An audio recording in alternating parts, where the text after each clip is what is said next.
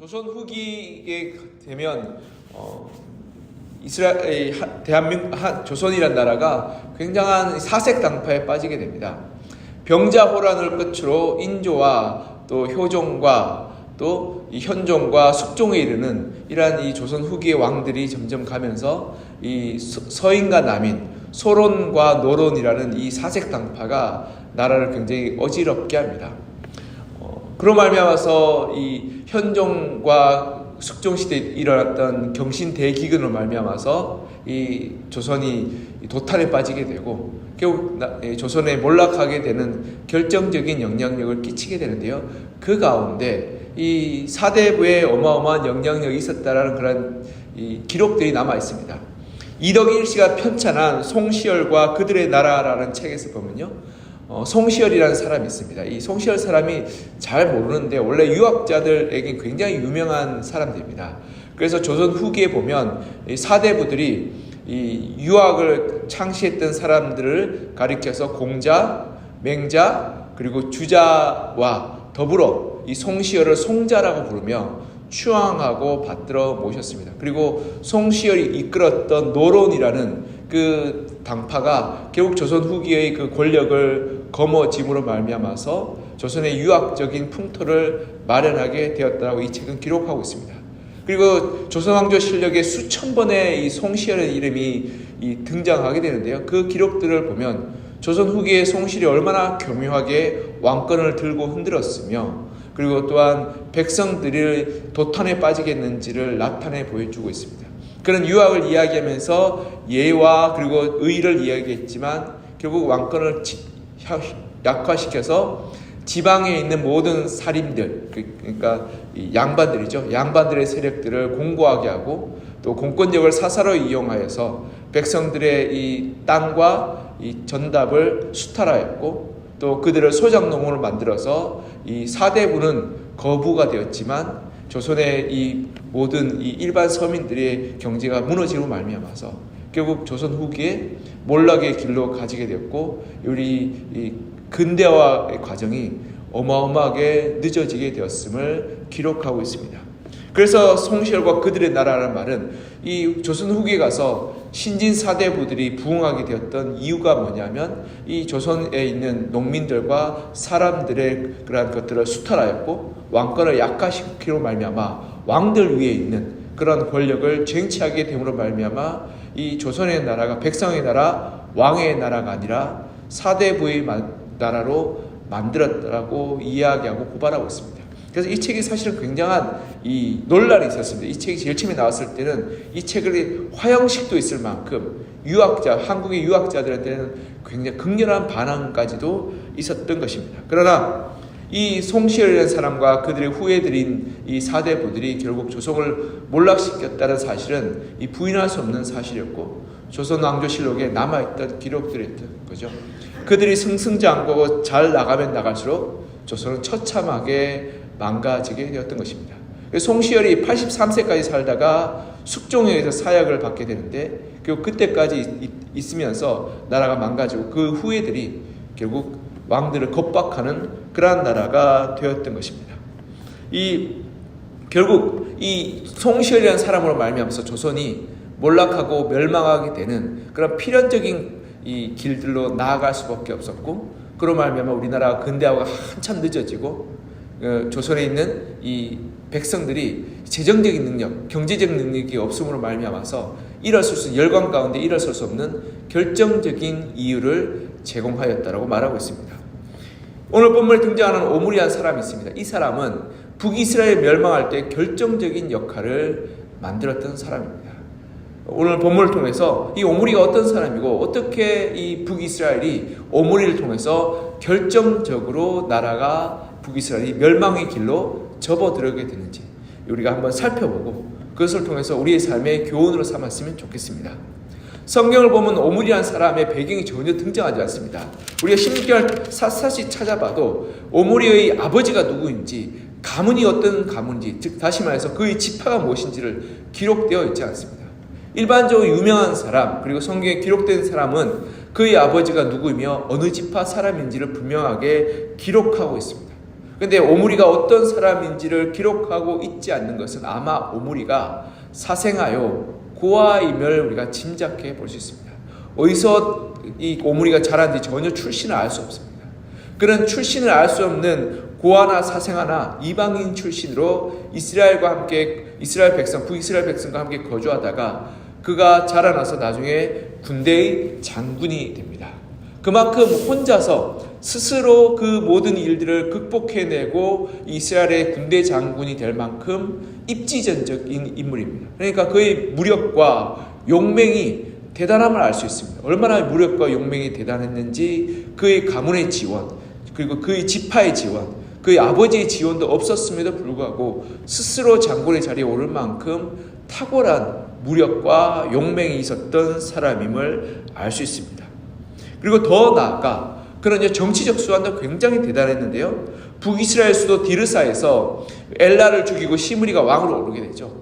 그때 어떻게 되냐면 일반적으로 쿠데타가 일어나면 장군을 어떻게 합니까? 이것을 어떻게 해야 될까라고 고민하고 이 일을 어떻게 수습해야 될지, 그리고 우리가 이 쿠데타를 일으키는 이 왕에게 충성을 맹세해야 될지 아니면 다른 왕족을 찾아서 그를 옹이해야 될지를 고민해야 되는 것이 일반적인 모습 아니겠습니까? 그러니까 우리도 얼마 전에 예를 들어서 계엄이 일어났을 때 의원들이 와서 이거 어떻게 해야 되냐라고 고민하고 또 군대의 장군들과 그런 사람들이 그것을 고민하고 생각했던 것을 볼 수 있고, 또 우리 12.12 사태, 전두환 시대의 12.12 사태 때도 전두환과 이 노태우 씨가 이 1군단을 끌고 이 서울을 공격하게 될 때 다른 이 전방에 있는 장군들은 혹시나 자기가 이탈하게 되면 전쟁이 일어날까봐 염려해서 그 자리를 지키고 또 이 사건의 추이를 살펴봤던 것을 알 수 있습니다. 근데 오늘 보면 바로 앞절에 보면 이 시므리가 왕으로 즉위하자마자 그 소식을 들었던 이 오므리의 백성들과 군사들이 오므리를 왕으로 추대하였다라고 기록하고 있습니다. 여러분, 이 일반적으로 이 수도에서 쿠데타에서 왕이 되었다고 해서 그 밑에 있는 백성들이 자기의 장군을 왕으로 잘 추대하지 않습니다. 그런데요, 이 오므리한 사람이 얼마나 정치적인 수완이 뛰어났냐면 그 장수들과 수하들이 오므리를 왕으로 옹립하는 과정을 거쳤던 거죠. 그러니까 그만큼 이 오므리가 사람들을 굉장히 잘 관리하고 다스리고 그리고 그들의 마음을 잘 움직여서 자기를 추대하게끔 만들어가는 탁월한 정치적인 식견이 있었던 사람인 것입니다. 그러니까 그런 무력으로 출중하고 사람의 마음을 움직이는 데도 굉장히 탁월한 능력을 가지고 있었던 겁니다. 그리고 더 나아가 그는요, 이 무력뿐 아니라 전쟁을 수행할 수 있는 능력도 굉장히 탁월했음을 볼 수 있는데요. 그가 군대를 돌이켜서 마치 이성계가 위화도 회군하는 것처럼 전쟁에서 군대를 되돌이켜서 회군하여서 이 디르사에 나아갔을 때 이 오므리는 두 번의 전쟁을 거칩니다. 시므리가 있는 디르사를 포위하고 그를 공격하여 그를 무너뜨리고, 또 한쪽 다른 편에서 오늘 본문에 보면 이 디브나라는 사람이 있습니다. 디브나를 물리치고 이기게 됩니다. 우리 본문 22절 같이 한번 읽어볼까요? 21절부터 시작. 그때 이스라엘 백성이 둘로 나뉘어 그 절반은 기나스의 아들 디브나를 따라 그를 왕으로 삼으리하고 그 절반은 오므리를 따랐더니 오므리를 따른 백성이 기나스의 아들 디브나를 이긴지라. 디브나가 죽음에 오므리가 왕이 되니라. 아멘. 오므리는 이 시므리를 패배시켰을 뿐 아니라 오늘 본문 21절에 보면 이스라엘 백성이 둘로 나뉘었다, 반반이 나뉘었다고 얘기하죠. 그러니까 이게 오므리가 우세한 것이 아니라 정확하게 반이 나뉘어서 디브니와 오므리가 서로 이렇게 경쟁하게 되고 충돌하게 됐는데, 성경은 굉장히 간단하게 오므리가 디브니를 이겼다라고 말하고 있습니다. 여러분, 다윗과 이 북이스라엘 지파가 나눴을 때도 사실은 수년 동안 몇 년간 다윗이 전쟁에서 싸워 이겼기에 이 북이스라엘과 남유다를 통일할 수 있었는데, 이 오므리는 순식간에 이 디브니를 제압하고 이겼던 것을 볼 수 있습니다. 그만큼 그는 전략적으로도 굉장히 탁월한 사람이었습니다. 그래서 그가 왕이 올렸는데요. 그런데 그가 거기에서만 끝나지 않고 행정적으로도 굉장히 탁월한 사람입니다. 어떻게 볼 수 있냐면 오늘 본문에 보면 그가요 이 디르사에서 사마리아라는 이 세멜이라는 곳으로 사마리아라는 곳으로 수도를 이전하게 되는 딱 그의 다스린 연수의 절반만큼을 디브나에서 있다가 사마리아로 옮기게 됩니다. 오늘 본문 23절에 보면 그가 왕위에 있은 지 12년 동안 왕위에 있었는데요. 디르사에서 몇 년을 다스렸다고요? 6년을 다스렸습니다. 그리고 사마리아에서 그럼 몇 년 다스렸을까요? 6년을 다스렸겠죠. 12년 다스렸으니까 6년 하면 12년 아니겠습니까? 그래서 그가 어떻게 도읍을 말하느냐면 24절에 이렇게 기록하고 있습니다. 24절 같이 한번 해볼까요? 시작. 그가 은 2달란트로 세멜에게서 사마리아 산을 사고 그 산 위에 성읍을 건축하고 그 건축한 성읍의 이름을 그 산 주인이었던 세멜의 이름을 따라 사마리아라 일컬었더라. 아멘. 오므리가 이 세멜이라는 사람에게 있어요. 이 사마리아라는 산을 삽니다. 그 산의 이름이 원래 이 사마리아가 아니었겠죠. 근데 원래 그냥 산이라고 했는데 그 산이 사서 거기에 도읍을 수도를 건설하게 되고 그 이름을 세멜이라는 사람의 이름을 따라서 사마리아라고 이름 짓게 됩니다. 그러니까 은 2달란트를 주고 샀으니까 그렇게까지 아주 비싼 가격은 아니었던 것 같습니다. 그래서 그 산을 사게 되는데요. 그 산 위에 성읍을 건축하고 그리고 수도를 삼게 됩니다. 아마 이 오므리가 6년을 디르사에 다스린 이유는 그 사마리아의 이 도읍을 건설하기 위해서의 그런 시간들이 필요했던 것 같습니다. 원래 아무런 기반이 없는 그러한 곳에서 도읍을 건설하려면 건물을 올리고 집을 짓고 또 성벽을 건축해야 되는 어마어마한 대공사가 필요하지 않겠습니까? 여러분 솔로몬이 이 왕궁을 지을 때도 10년이 걸렸습니다. 그러니 6년 동안 이 오므리는 철저하게 계획해서 그 도시를 건설하였고 거기에 도읍을 삼았던 것입니다. 그리고 놀랍게도 그 다음부터 이 북이스라엘 이름이 뭘로 바뀌냐면 사마리아로 바뀌게 됩니다. 이 북이스라엘을 가리켜서 유대인들과 그 주변의 여러 나라들이 사마리아로 부르기 시작하는 것입니다. 그만큼 오므리가 어마어마한 그 북이스라엘 왕조를 이 어마어마한 영향력으로 세워나갔던 겁니다. 그리고 더 나아가 이제 도읍하였던 사마리아는 마지막 호세아 왕, 북이스라엘 마지막 왕이었던 호세아가 아수르에 멸망할 때까지 북이스라엘이 도읍이 되어서 그때까지 사마리아가 수도가 되었던 것입니다. 즉 북이스라엘 나라는 이제 오므리가 새롭게 건국하였던 것과 마찬가지인 그런 상황이죠.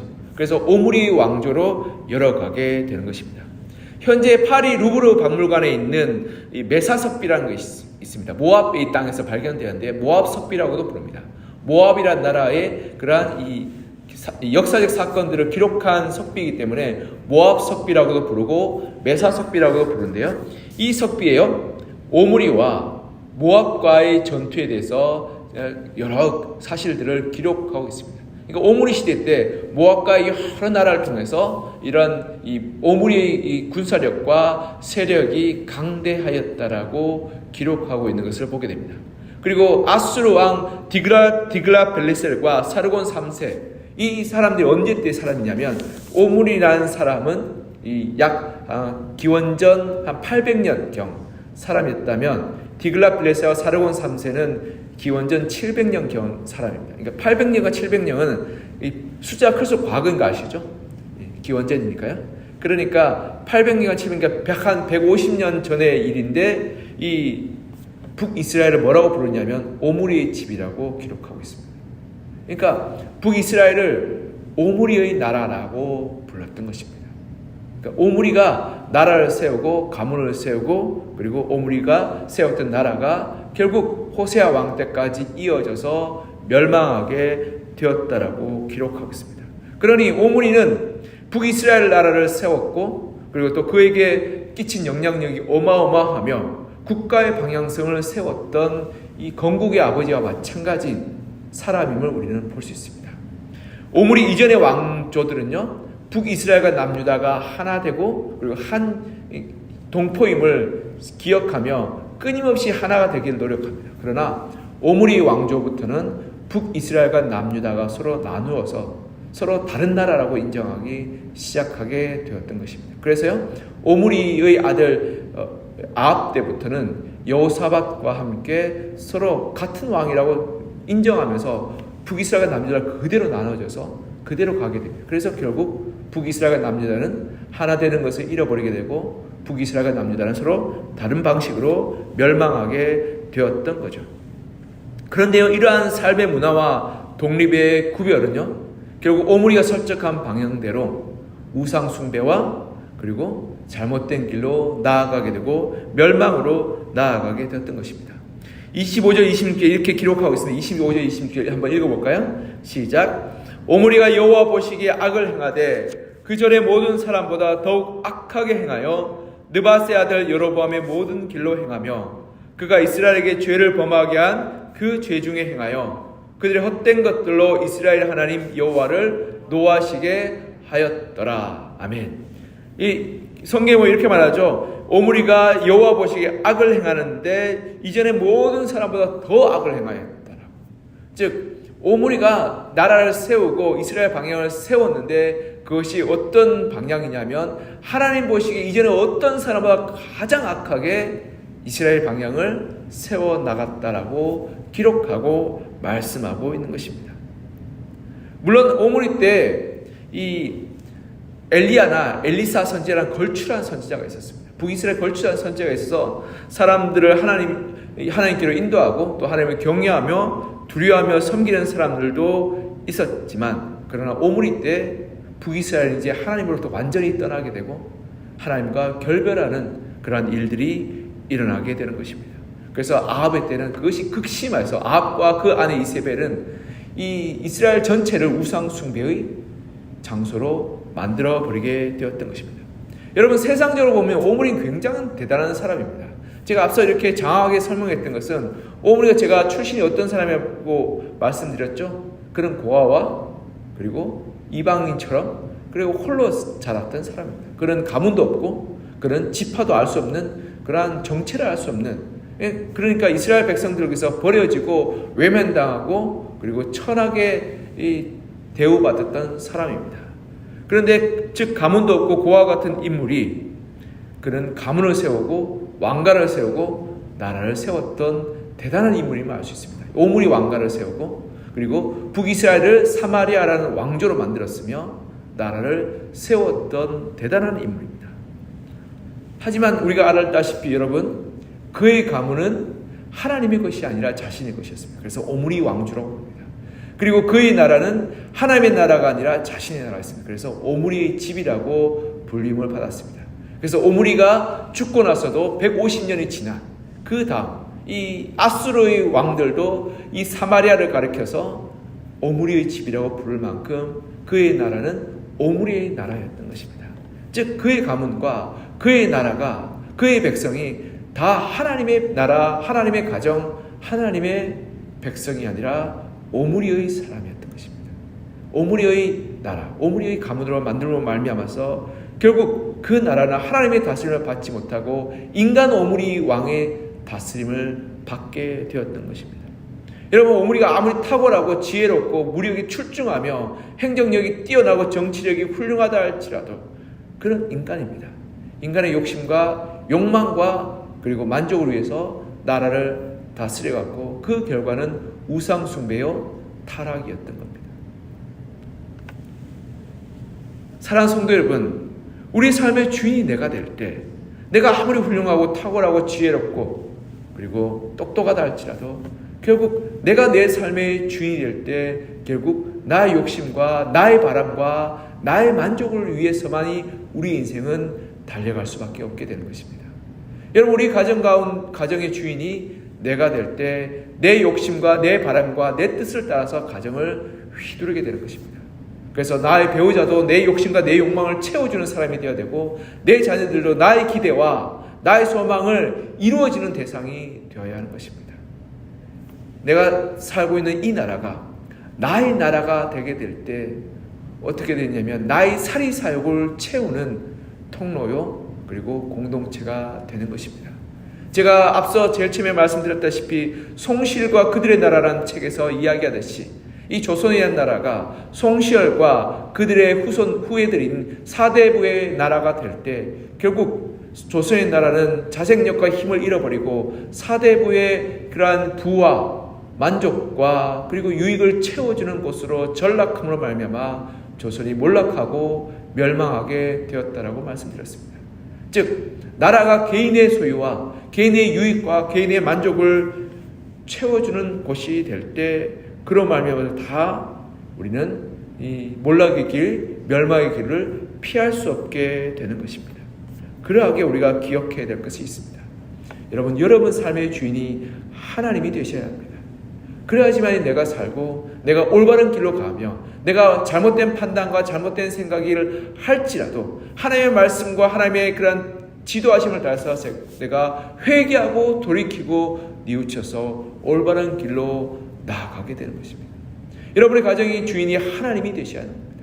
여러분, 우리의 가정의 주인이 내가 될 때 나의 욕망과 나의 소원과 나의 바람을 통해서 가정이 되어주기를 바랄 때 가정은 깨어지고 무너지며 왜곡되게 됩니다. 왜냐하면 그렇게 될 때 가정의 배우자와 자녀들은 나를 만족시키는 대상이 되어야 하기 때문에 그렇습니다.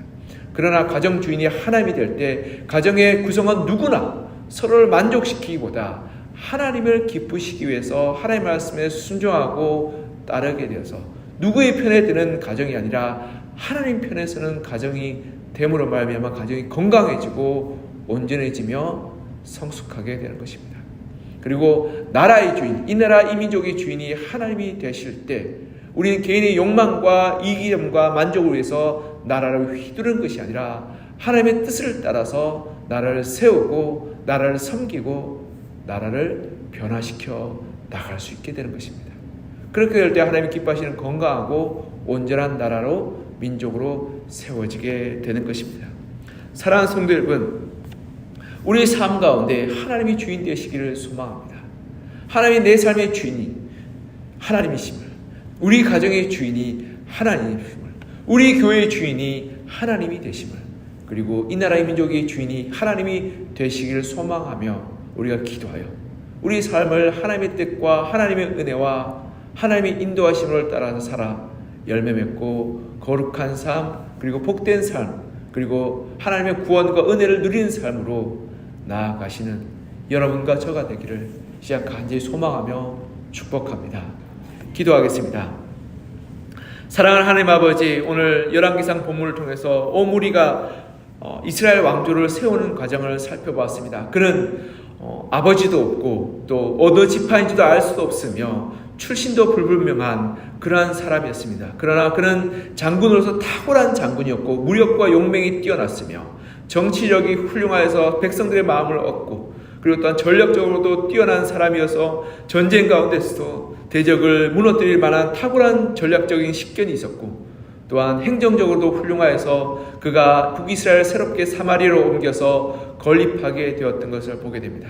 그래서 모압과 가나안 땅의 여러 사람들도 그 나라를 오므리의 나라라고 불렀으며 150여 년 지난 그 다음에 아수르의 그러한 왕들도 사마리아와 북이스라엘을 오므리의 집이라고 부르며 그 나라가 오므리에게 속한 것임을 기록하고 나타내 보여주고 있습니다. 그러나 성경은 그가 하나님을 떠나서 그의 선임자와 가장 악한 자, 더 악한 자라고 기록하며 그가 그의 가문과 그의 나라를 사사롭게 사유하여서 하나님의 것이 아니라 자신의 것으로 만들었음을 성경은 기록하고 있습니다. 그로 말미암아서 그의 가문과 그의 나라가 결국 멸망과 몰락으로 접어들게 되는 단초를 제공하고 결국 북이스라엘은 지금부터 시작하여서 멸망의 길로 달려가게 되는 것을 보게 됩니다. 북이스라엘 아무리 부흥하고 아무리 승승장구한다 할지라도 하나님의 손에 떠난 가문과 나라는 결국 그의 죄의 결과로 말미암아서 멸망하게 될 수밖에 없음을 성경 우리에게 똑똑하게 보여주고 있음을 우리가 발견하게 됩니다. 하나님 아버지, 내 삶의 주인이 나라고 주장하며 내 인생을 내 마음대로 휘두르고 주장하고 살아가게 될 때 결국 우리는 내 인생이 나 자신의 욕심과 욕망과 그리고 바람을 따라서 우리는 죄를 더 쌓을 뿐이고 우리 가정의 주인이 나라고 생각하게 될 때 우리는 가정에서 나의 배우자와 나의 자녀들이 나를 만족시키고 나를 즐겁게 하고 나의 소망을 이루어주는 도구로 전락하게 만들며 이 나라의 주인이 내가 될 때 결국 이 나라는 나의 사사로운 유익과 만족을 위해서 사유화해서 결국 나의 이익의 도구로 삼아버리는 어리석은 결단과 결정과 그리고 삶의 길들로 나아가게 됨을 우리는 깨닫게 됩니다. 하나님 바라옵기는 내 삶의 주인이 하나님이 되시기를 소망합니다. 그래서 나의 욕망과 나의 이기심으로 살지 않게 하시고 오직 하나님의 말씀에 순종하여서 믿음의 열매, 구원의 열매를 맺어가게 하여 주시옵소서. 우리 가정의 주인이 하나님 되시기를 소망합니다. 그래서 우리 가정 구성원의 개개인의 욕망과 욕심과 만족을 위해서 서로 나누고 다투고 원망하는 가정이 아니라 하나님 말씀에 순종하여서 그 말씀에 따라서 사랑하고 배려하고 섬기는 그래서 서로의 삶을 존중하고 인정하며 하나님의 부르심을 우리가 축복하는 그러한 건강한 가정으로 세워나가게 도와주시옵소서. 이 나라 이 민족의 주인이 하나님 되시기를 소망합니다.